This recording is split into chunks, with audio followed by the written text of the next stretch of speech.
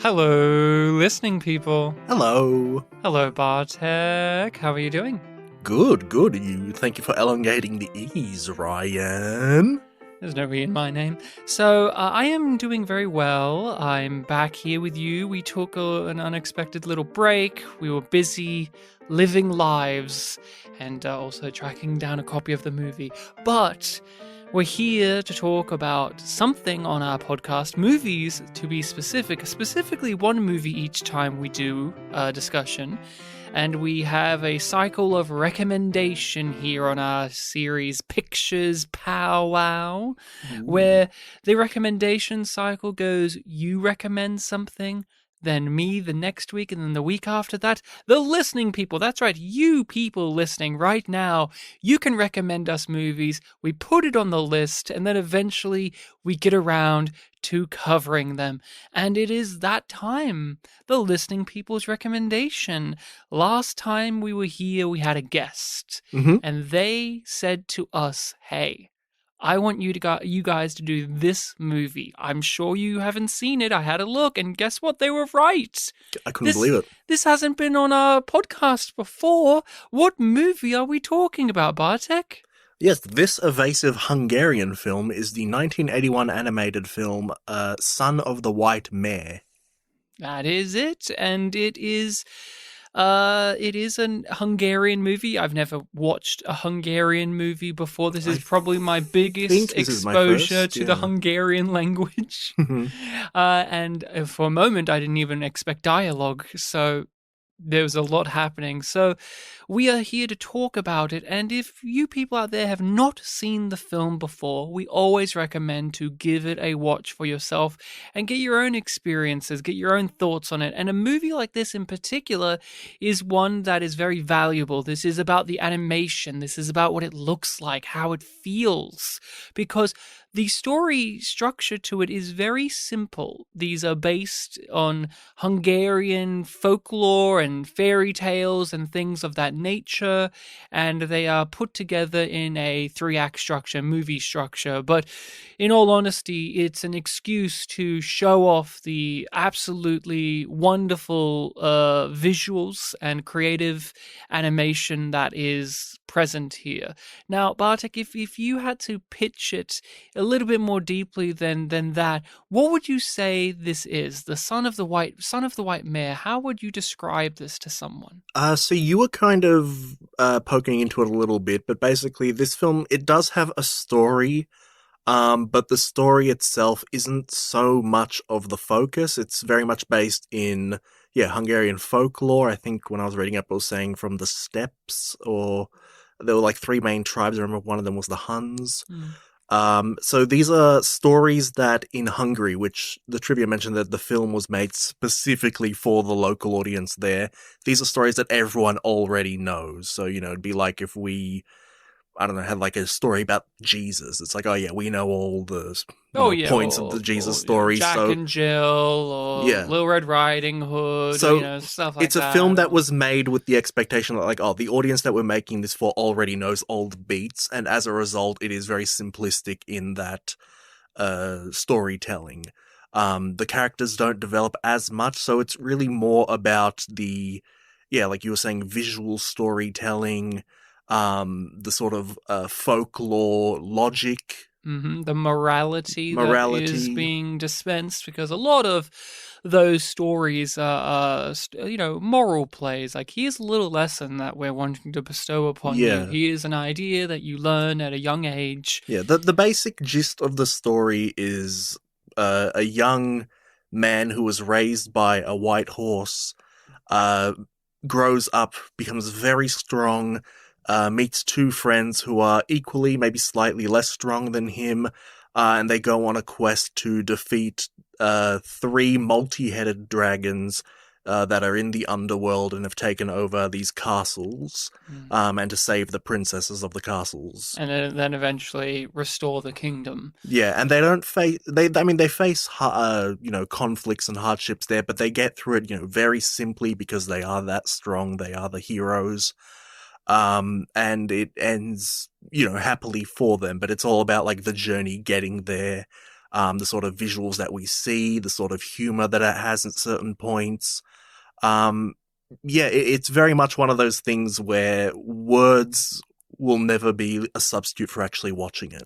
Yes, we actually covered an animated film recently on the podcast that you recommended. That was from the Soviet Union, which was an adaptation of Treasure Island. Now, Treasure Island is a more contemporary story, but it also has that universal understanding from many cultures. Whether you have even read it or seen an adaptation, you know of Treasure Island and how that story goes. And so when we watch that movie, it's not necessarily talking about the story beats or the character moments. That's just simplicity in terms of adaptation. They did the things, but it's about how they did them through the medium that they did them. So with stuff like A Christmas Carol or Treasure Island, we've seen that done a million times over, but it depends how they are adapting it. Obviously, in that case, it was interesting to see a Soviet Union production of a story like that, but also with that hyper-specific animation style. And obviously, the same goes when we talk about other things, like, say, when the Muppets do an adaptation of something like The Wizard of Oz or Christmas Carol and Treasure Island. You're not there necessarily for the story beats because they are tried and true, and we in the West and like we in the English speaking world know those so well, even if you haven't seen the original. It's about how they do it. And that's definitely what this has, because going into it, I had no clue really what to expect. I knew it was animated. I knew it was about these folk tales because our guest brought it up last week. And I had a suspicion that this is going to be in the vein of something like Pink Floyd's The Wall when it came to its animation, where its animation is so vibrant and visual and metaphorical rather than telling something, compelling in terms of like your traditional narrative. You just look at how they draw these things and you get the meaning from that. So that's what I expected going in, and it definitely drew me in like that. There's a good few minutes at the beginning where it's just no dialogue. The It first is 10 minutes, just yeah. animation, and I thought, okay, we're not going to have dialogue, and I was totally fine with no words. I was thinking about you there. I was like, I wonder how Bartek's going to feel about this.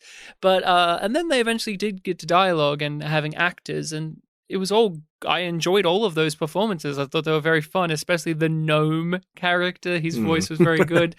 But overall, I had a very warm and positive experience with the film. What about you? So I didn't remember too much of what Sean told us last time when we had him on. I remember that it was an animated Hungarian film, and I downloaded a copy of it last night just to, have it easily ready for me when I was going to watch it. And my download didn't mention anything about subtitles, so I actually had to skim through it a little bit last night just to make sure that, there were subtitles already there. And it was an interesting experience because I actually got a quick look at like what the art style would look like, and like, oh wow, this is different. I remember the first frame I saw was the stone crusher character waking up out of bed, before he went to make the food, and I was like, oh, this character design is really out there and interesting. And I skipped to like 2 or 3 other points, like, oh, is there no dialogue in this? And then eventually I came across something that had dialogue and saw, yeah, that there was subtitles, so I knew, okay, there's going to be dialogue in this. But like you were saying, the first 10-ish minutes of the film, especially the first half of those 10 minutes, is very dialogue empty. For the first 1 or 2 minutes, I actually kind of was thinking like, oh, is this like a production company, animation at the beginning, until I had to realize like, no, this is the start of the film. Oh, okay, I need to, get on with this. And yeah, the visual storytelling at the very beginning was very much sort of like a backstory or introduction to the sort of folklore that we're going with. And it is told mostly through visuals. Eventually we do get the White Mare, telling the story, adding a bit more of context to it. And it is all very visually captivating. Oh, yes. I love the style that this has, the colors, the vibrancy, the both how it can be fluid in its movements, but also at times be very abrupt and sudden, and it was gorgeous to look at. This is definitely a movie I can see you watch next to something like Fantastic Planet. One of those ones where I imagine people maybe like Sean will watch this in a certain moment in time when you've taken a couple of substances, because it's definitely that type of acid trip movie. But to give it more credit than just that, I really was enamored by the audacity that was here in terms of what they were showing us. There was a shot, a series of images that I really wasn't expecting, and I haven't really seen much in 2D animation before, which is when there's a moment when one of them is jumping off what looks like a waterfall, like it's a waterfall, and you see them jump off, and then they're holding on to the edge, and now we've cut to this shot where the bottom of the frame and the two edges of the frame are like the waterfall. Now it's like this square-like image, and he's holding on in the center, and it was just very disorientating, but you understood what was being given to you as a viewer. It was just a very different way of showing us this information, and that's what I really love about animation. I said to you at the start of the year on this podcast that I'm hoping to watch more animated movies, not just for the pod, but outside as well. And I've always enjoyed animation, but I've never been really able to articulate why. Like, what do I like about animated movies? And I think this is a great example of what I like is you have the permission and the ability to give us things that just regular film, live action film, has a much more difficult time giving you. You have the permission to be more free and absurd and wild and audacious. I'm sure a shot like that could exist in live action form. We have watched some movies that are like live action cartoons as well. But I think you can't do some of the visuals that they show you here in live action without it coming across silly. Yeah, I remember in Treasure Island, I was praising a couple of moments in that film where it's like, oh, they really replicated like live action stuff that you can do in animation. That was interesting. Whereas in this one, there's a lot of, I guess, not visual trickery because just animation, but like interesting visuals happening in the animation. That the one that comes to mind is when the tree shaker, our main character, saves the first princess and turns the castle into an apple. What he does is he shrinks it into the apple and then, grabs the apple, puts it away. But the way that the film shows it is rather than having the castle shrink, it has him grow. And it's this really interesting thing where I'm sitting there watching it and thinking, oh, okay, he's now gotten the power to grow. But then, the other woman comes into the frame. It's clearly he's got an apple and the ground he's on is still the same size. And it was just... yeah, and when I was reading up about it afterwards, it was like, okay, it's all about like sort of dreamlike logic. So that's where, a lot of people jump to saying it's trippy or psychedelic, but it's more about trying to get to this natural dreamlike state. Yeah. And that really came across in a moment like that, or like what you were saying before about the edges of the actual film's frames being a border. Yeah, you have a bit more knowledge on this since you've seen this movie. But I thought about it a lot during it for some reason. I thought you were talking about this movie, right? No, a movie that I'm about to bring up. Yeah. And this is an example of something in live action where maybe an animated version of it would have worked better. You have seen Darren Aronofsky's Noah, starring Russell Crowe. Yes. And that movie is doing what this is, which is taking a story we know in our culture, an old tale, and giving it really, really abstract imagery and ideas.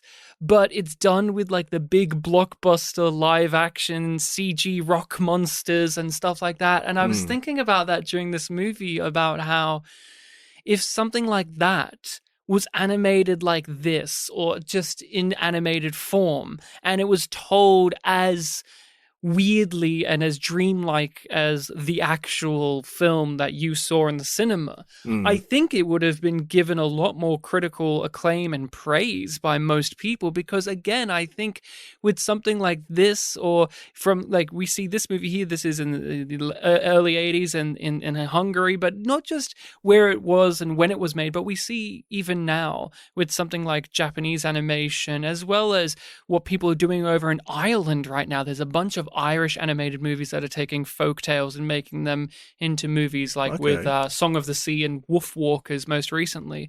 I think there's more of a more of an understanding from the viewer of animation can get away with this. But when you see something in live action form with Anthony Hopkins and Ray Winston and Emma Watson and Russell Crowe and all of that up against these rather abstract things being told within a story we've heard for most of our lives, it falls very flat. But if it was in something like this packaging, I think there would be a permission afforded to it. I mean, what do you think about just that? Because we are looking at this, we don't know these Hungarian folk tales, but the idea behind doing something like this and presenting it in a manner like this, we can understand being a very viable way of doing it. What do you think? Yeah, I agree. It reminded me a lot of a couple of different things. One of the lesser ones that it reminded me of was, we have basic understanding through learning about history and seeing films like Hercules, like ancient Greek and ancient Egyptian, like the wall art.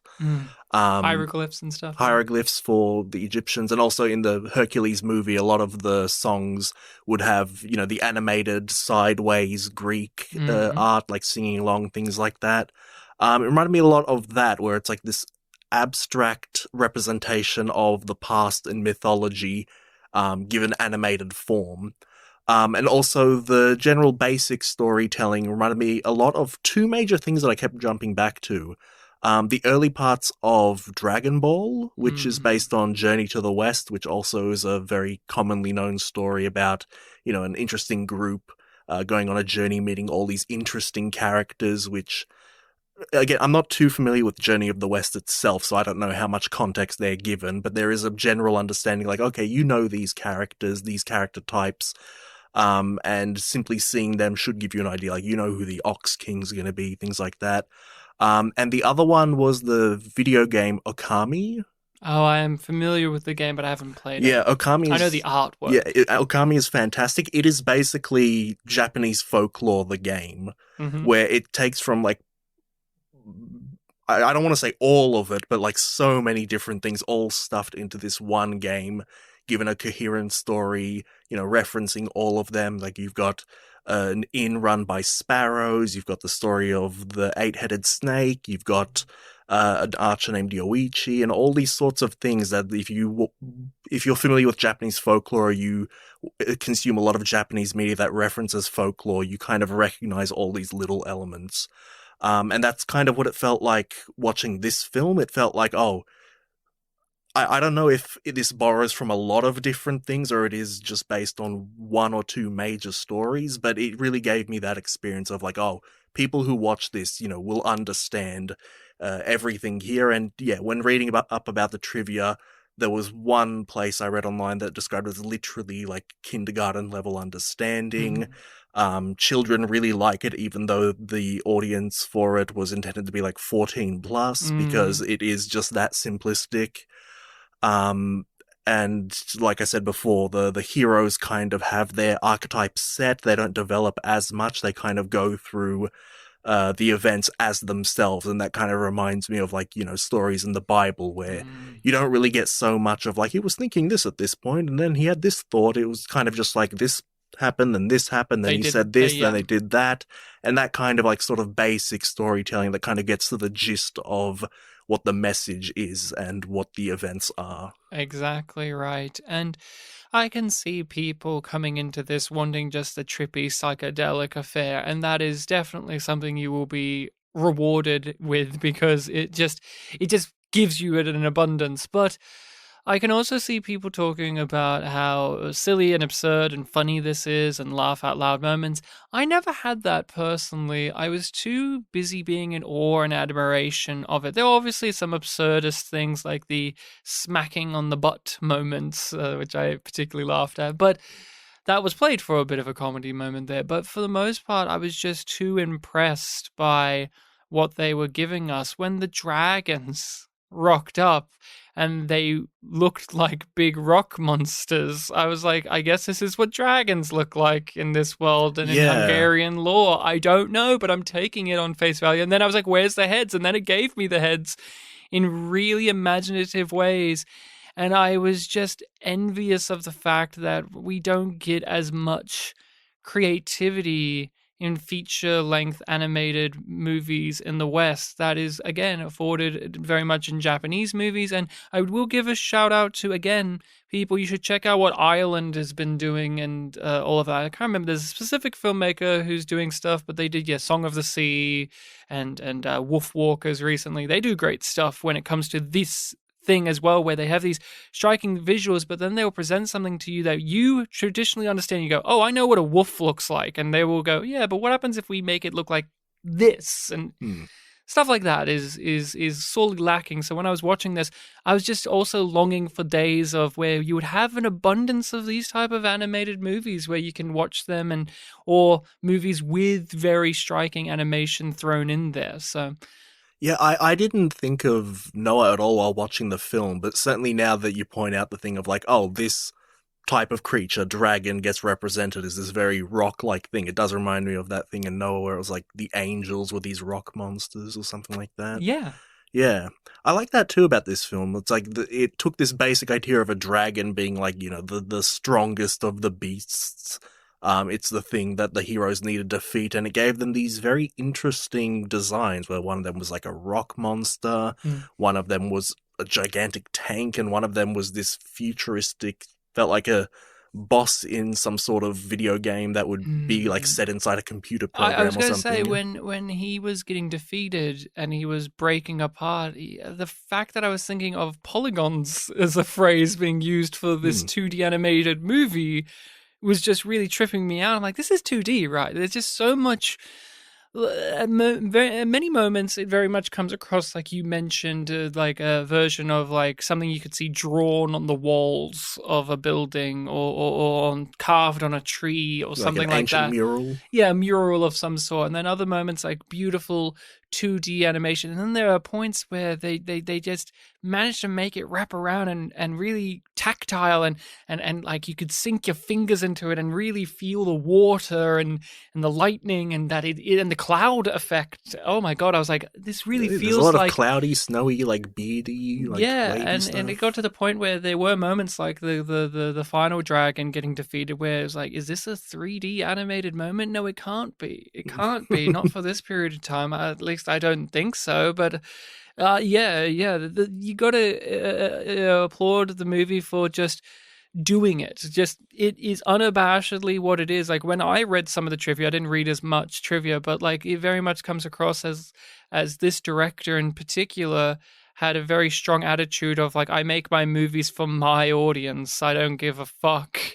I think I read a bit elsewhere. read a bit more of the trivia. I think it was like that interesting case where he had made some films that were meant to be for a more wider reaching audience that didn't do as well. And then this one, like he learned from that experience. Like, no, I'm just going to make a film for the Hungarian people. Yeah. And like half the country dig it, the other half think it's awful. But then everyone outside, well, most people outside of Hungary who, really appreciate animation, it's like, oh wow, this is amazing. There's a whole tale about the upgrading, the HD remastering for this movie. Yeah, I watched the remaster. The version I watched had a whole thing about like the country and how they got involved, and like it very much reminded me of when we do Czechoslovakian movies.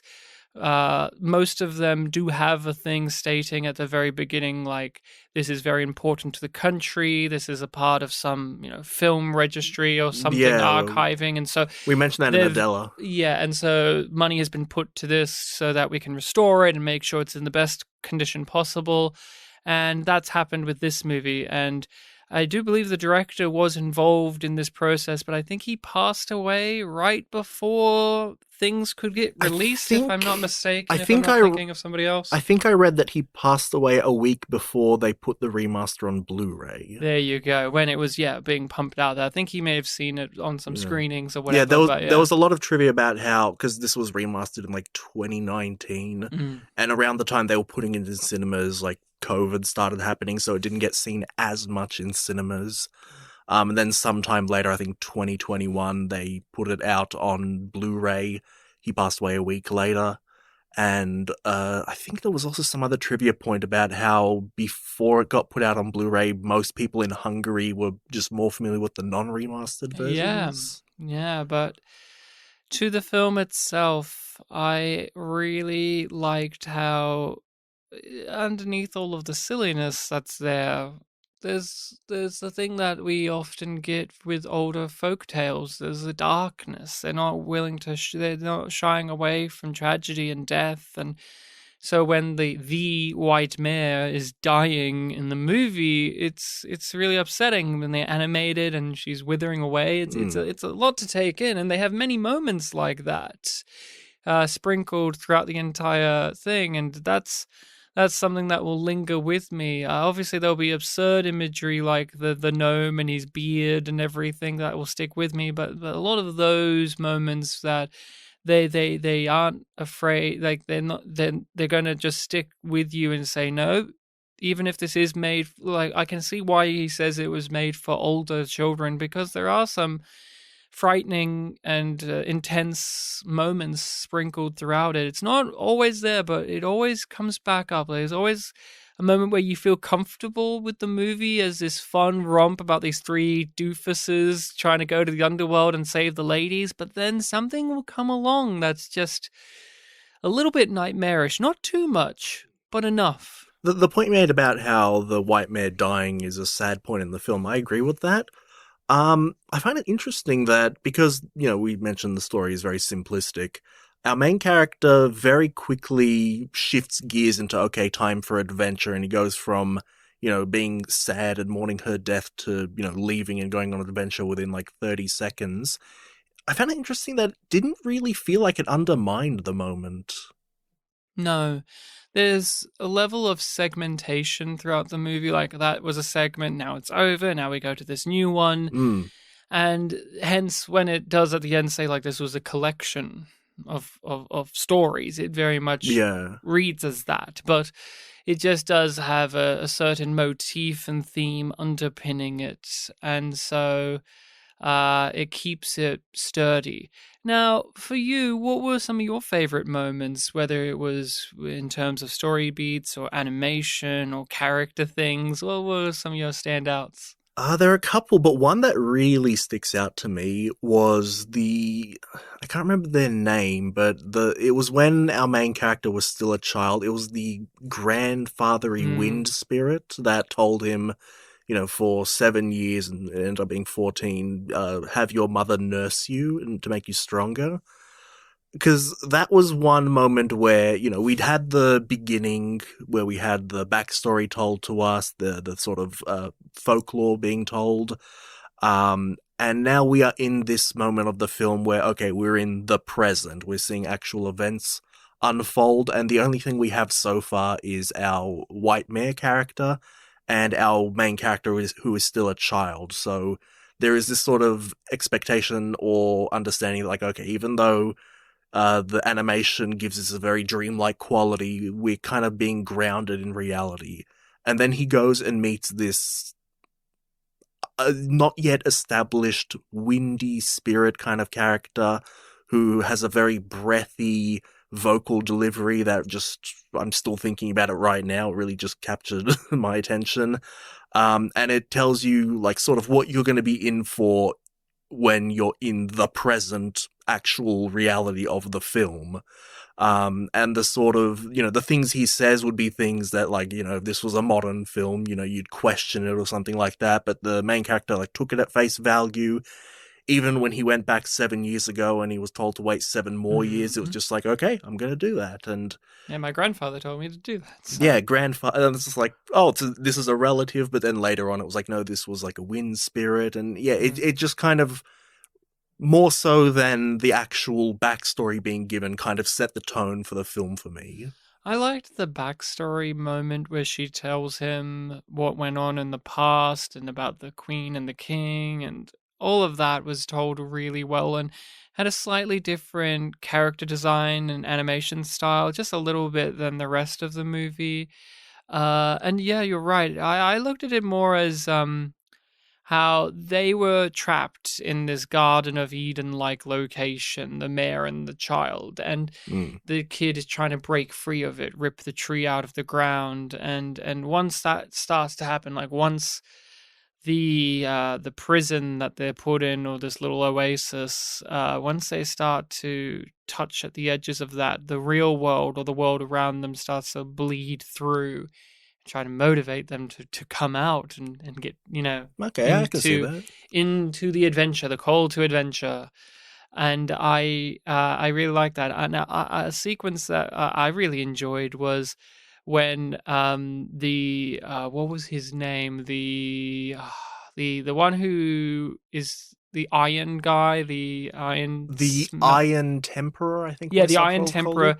When they challenge the Tree Shaker to leadership, let's wrestle and let's see who's really the strongest. I thought that was so well done. Just not only in terms of what it looks like, but just character-wise. I liked how after a bit he admitted defeat and went, "Okay, you're in charge," but he couldn't get out of the dirt, so it's like kick him out and then hand up and then stomp him to get him out. And then those two got on pretty well for the rest of the movie. I was expecting like, oh, undermining, blah blah blah, but no, it very much is a movie where a character will walk up to another character and say, "Hey, do you want to go to the underworld with me?" And they say, "Yes, of course I do. That sounds great. I'm going to be your loyal follower," and then he is. And then our main character doubts their loyalty at the end, but then is proven wrong and then rolls in an eggshell all the way back home and lives happily ever after. This is a film where it unironically has they live happily ever after. And you have to accept that being the case. I think many times now, especially when you're older, when you're an adult, there's a jaded, surly roll your eyes at that even being a notion in the story of, and then they lived happily ever after, and you just go, oh, right, oh, just, brother. But when it comes to something like this, that's just how it is. That's just how it works. Yeah, because when it happened, I was like, yeah, that's how this would end. Because this isn't the same as a typical film story. This is, like I mentioned before, these are stories to send a message to younger people or to children or even to adults. These are just morality lessons. These are fables. And that's what they're there for. And so there's many moments, like I really enjoyed when but there was a really, really powerful moment when he killed the first dragon and the dragon's melting in the ground and his hand is reaching out. You see remorse from the Tree Shaker. He feels bad. He feels confused. He feels misled into what he's supposed to be doing here. And I thought that was a very humanizing moment for a character that's been very, as you stated, he's very strong and powerful and he does the right thing all the time and blah, blah, blah. That was a moment that I found to just bowl me over very, very much so. I mean, what are some other bits and pieces in this that you wanna go over? Yeah, there are a lot to go over. I guess one sort of, left me wanting more kind of thing is after a certain point, we don't get as much of the Stone Crusher and the Iron Temperer because, they don't go down to the underworld, which was a bit of a shame. I suppose that's the nature of, playing the story straight. Maybe they didn't in the original story, but yeah, it was a bit of a shame because we did establish this kind of three-man dynamic where we've even got like a power levels of each one sort of set where it's like Tree Shaker's the strongest, Stone Crusher's the least strong.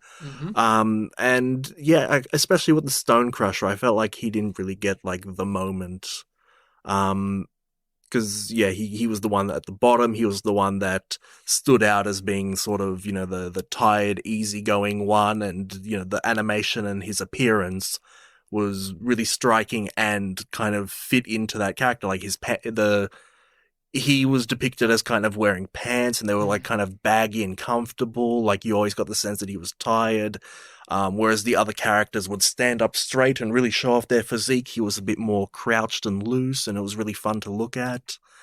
And we do have a lot of like rule of threes going on here, where there's the three of them, three encounters with the gnome and how they deal with it, or the fact that it goes the same for two, different three dragons, three dragons, three princesses, and it kind of feels like if you bring up all these rule of threes, you'd think like, okay, each one of them's going to go to a different castle, and I'm the fool for this, but like the lighting of the second castle kind of made the main character look a little bit like the Iron Temperor.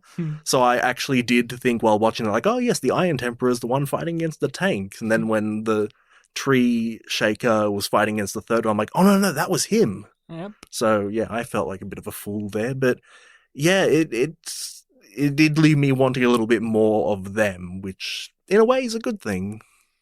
Yeah, I felt like they would have been a lovely presence down in the underworld, but I mean, it makes sense why they're not there. But it's a shame nonetheless. You want more of them, especially in relation to having fought this gnome character being the thing that really took up most of the movie when it came to them. And the gnome goes down there, so it's that thing of you kind of wish if anyone could go down there, it's them. The gnome stuff is my favorite stuff in them. I mean, that's just great. You gotta love the gnome and how he operates and how he tricks them and just how he gets in there and eats all the food. Nom, nom, nom, nom, nom. Off their bellies, right? Off their bellies. He makes sure to do that just because he's a dick. A little dick, apparently. Yes, and then, oh my god, there was that one dragon, the first one had testicles. Yes. That was amusing. And when he jumped into fear, they also moved apart. That was amusing. But I really like the gnome. He was great. I like how the tree shaker just stuck him into the was it the tree they were in or mountainside or whatever. He just torn open a bit, threw his beard in there and then sealed it up, and then he was becoming this almost like lightning presence to try and get out of there. That was really well done. And yes, cutting off his beard and then he's begging for his beard back. Please, please. That's my power. It's my power. Well, it'll grow back. Yes, but I need it now. And then they make a sword out of it and it takes ages. Yeah, and then when he's, sort of like the little sidekick in the underworld, he has this interesting way of like blending into the tree shaker's top. Yeah, into his shoulder pads. Yeah, that was really cool. Very kind of shadowy kind of thing going on. Yeah, but overall, this was a winner for me. I would definitely watch this again with people as well. I just watched this on my own. But this has got me excited to check out more films by this director and creator. Yankovic, I think his name was. And this is my first exposure to Hungarian stuff that I'm aware of. I think the same. Probably the longest. This is probably the most I've ever been exposed to the language. I was going to ask you, did anything from the Hungarian language bleed, or is it just too distant? Hungarian isn't a Slavic language, so no, not really. But I did read in the trivia that apparently the dialect is very kind of rural and farmery, and a lot of people familiar with Hungarian would find that kind of amusing. Fair enough. Yeah. Anything else you want to talk about when it comes to Son of the White Mare? Nay. Or are you going to give me a whinny as a yes? Oh, okay. Let's see, because there's, just trying to replay all the segments, because, every segment of the film did feel distinct. Like, here's the part with the growing up with the mare, meeting the friends, trying to go into the underworld. That was another thing with 3 attempts. All 3 attempted to go down. Did you ever watch Labyrinth, the film Labyrinth with David Bowie? No, I haven't. Reminded me of that, where she is going down this pit, like this tunnel down, and it's filled with nothing but weird hands grabbing and clawing at her and lifting her and throwing her and dropping her and all of that. It reminded me of that. And I wouldn't be surprised if that's just an image that's just in the world, and that's just been something that's been used in stories. Reminds me of the eels from Crash 3. Sure. Sure. Yeah, that was also a really good moment where, a really creepy one too, because when the tree shaker goes down, like, he doesn't encounter anything, but the others did. So it's like, ooh, what was going on there? Yeah. I liked the callback to what the mother said as well about like the 17 devils or whatever poking your eyes or whatever, and how one of them, which one was it? Was it the Stone Crusher guy? When he went down, he screamed about that. It's like, oh my god, this many blah. I'm like, oh hey, yes. It's a callback. Yeah. They mentioned that. Yeah, and the Iron Temperer was just blindly, fighting back, and you didn't really get a sense of what he was fighting against. Just hands. Yeah, I also really like the effect of when Tree Shaker successfully went down the hole, how gravity just went upside down. That kind of reminded me of A Town Called Panic. Yeah, and how that movie worked. I was almost expecting him to like pull the others up. Yeah, and then there was that moment at the end when all the rope fell down, and it was very hard. And then it was hard to tell what was going on there. And then it eventually became clear, oh, it's rope, and he thinks he's been left down there. And the earth closed up like a zipper. When they were trying to pull him up, and then they failed, and it was almost like the earth just sealed up like a zipper on a coat does. Yeah, there was a lot of little moments like that where it's like, oh, this is what's happening. That really does make me keen on checking the film out again. I mean, just a question for you. I know you may not have the answer because you're not the most knowledgeable of this, but does Poland have an animation industry? Like, do they have any animated movies or anything of note at all? I don't know about animated films. I know that they have animated shows on TV. I watched a couple of them growing up. There was the main one I remember is one called Bolek I Lolek, which is about these two brothers, Bolek, the older one, Lolek, the younger one. And I remember them being kind of basic stories about, little kids doing adventurous things, playing together. There was another one that I know about, but I don't know if I ever watched it. It's about a dog called Rexio. Okay. That one's also a very iconic one that people recognize. It's a little confusing because when I grew up, before I was really proficient at English, I was shown a lot of different European animated things, but they were from all sorts of different places and Polish dubbed, so I might be able to recall some of them, but I don't know if they were Polish or from something else. Yeah, I was going to ask if that's the case, because that happens, right? There's one that's really popular, and Poland calls it Pszczółka Maja. It means Maya the bee. Okay. Which is like a German franchise, but the cartoon that Poland most remembers and associates with the brand, I found out in my adult life, was animated in Japan, of all places. Oh, interesting. And having a look at some of that animation from that specific, I think it was like 70s show, it's like, oh yeah, this looks like old anime, actually. So it was really interesting to see that. But I recommend The White Mare, Son of the White Mare. I recommend this for people. If you're looking for an animation style that you're not too familiar with, this definitely goes in that camp. If you're looking for something that has visual storytelling skills, this is it. And if you're looking for just spectacle of just sight and sound, because the music is also really good in this. We didn't highlight that, but the music is fantastic. But yes, this is a movie that has, I think, a large appeal for people. Now, if you're not into things a little bit more of a slower pace and you need more character-centric stuff and more of an overt need to tell a story, then this won't be for you. But still, give it a shot nonetheless. It's definitely one of those pieces of art that once you've consumed it, you've realized you haven't had things like it before. Because I walked out of this being very much a person like I did when I watched some South Korean movies, or when I watched our Czech movies, where I just was licking my lips going, man, I want more stuff like this. I haven't consumed a lot of media and a lot of art like this before, but now I know that there's some out there. I'm willing to hunt some of it down. Yeah, you kind of took the main point I was going to say. I do recommend this, but I can definitely see there are a lot of people that would watch this and it wouldn't be for them because, yeah, it is very much, yeah, simple in its storytelling and a bit more abstract in its visual nature. It would be like for me, it did take me like a minute or two to really acclimatize to it. And definitely reading up some of the reception that this got in Hungary from the people that didn't like it, I can definitely see that still applying for people these days. Like even the director, apparently it took him many decades to finally appreciate it himself properly. The biggest thing he said about it for the most part was like, oh, I'm just glad I got it done. But yeah, before he passed away, I think it said that he appreciated this the most of all his films, even though some of them were a bit more generally appreciated more.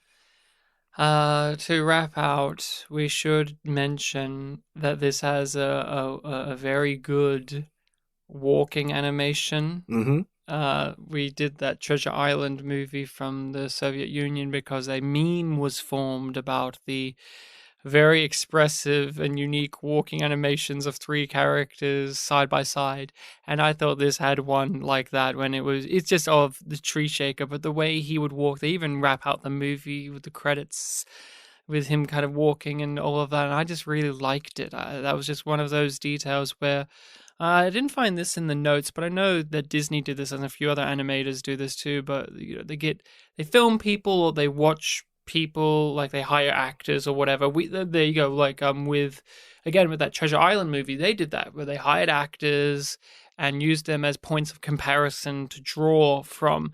I don't know if this movie had it, but they really did feel like at times they must have, just because of how not only accurate or just super specific some movements were in this, that it just made me scratch my head going, okay, they must have had someone to look at it and just mimic it from. Someone very muscular and confident in their walking gait. Yeah. I, you know me, I haven't seen too many of the Ghibli films, but I know that there was one where I think it's like a dragon character. His facial animation was based off of like when you have a pet dog and you're trying to give them medicine, orally give them medicine and they're resisting or something like that. That's funny. Yeah, so very much, yeah, that kind of thing of, basing it off of real life. So, it is your turn now, Bartek, to recommend a film for us to watch and then discuss on this podcast. So, everyone, get out your pens and your paper, write down what Bartek is going to say. Bartek, what is the movie that you are giving us? Sure. So I actually had a film set, and then on the bus over here, I changed my mind to something else. Oh. It's a film, I'm pretty sure you've seen it before, but it's always been one that's been on my list to check out at some point. It's from 1979. It is the film The Warriors. Oh, good. Yes, I have that on DVD. Oh, well, there you go. Yeah. Always been meaning to check it out and always been putting it off. And I thought, let's actually get around to it. It has Jerry Horn from Twin Peaks. Yeah, that's one of the few things I know about it. He's the one that says, come out to play. Yeah. Warriors. Hey, there you go. And we're one step closer to you understanding why shit like Dead End Driving pisses me off. Okay. Where that I talked about that there, but there was an era where you had the Warriors, Mad Max, Escape from New York, just bred very, very, very bad amount of imitators and just hucksters, and Italian movies really benefited off of those because they're cheap and easy to make, except for those ones didn't understand the artistry in the main three I just mentioned. But that is it. So people, make sure to give that a watch in the meantime for yourself, or else, okay? Or else we're going to have to get you. And you're going to you. have to... okay. And one of us will be sitting on your face. Sitting on your face. And I'm going to eat off your belly. Whoa, Ryan, are you sure? You want to go that far? So sure of it. I'm a little gnome. I'm a little gnome. Cut your beard off. No, I am my power. But thank you all so much for listening. Thank you all so much for joining us. Make sure, if you have not already, you can follow us on social media under Spit and Polish Presents. We're on Facebook and Twitter. You can email us if you want to contact us more directly over at spitandpolished@gmail.com. Give us your recommendations for movies to cover on the show, as well as your thoughts on things that we have discussed. Rate and review us on whatever podcast hosting site allows you to do so. It would mean so much to Bartek and I. Until then, remember to be kind to one another, okay? Or else the spanking will begin. I'll try to make Ryan naughty off your belly, though, but no promises.